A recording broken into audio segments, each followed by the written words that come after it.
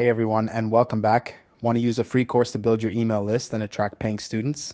Let me show you exactly how to set it up in Teachable. First, create your free course. Go to Products, New Product.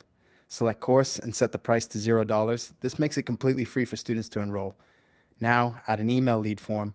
Open the sales page editor for your free course. Click Add New Block and select the Email Leads Form block.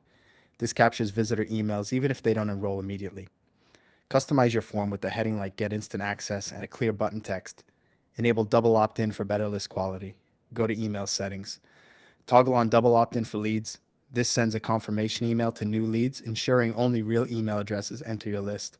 Connect to your email marketing tool. Go to Settings App Hub. Integrate with MailChimp, ConvertKit, or use Zapier for other tools. This automatically sends new leads to your email list for nurturing. Now, drip your free course content.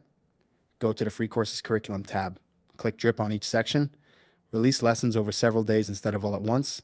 This keeps students engaged longer and gives you more touch points to promote your paid offer. Track your leads under Users Leads.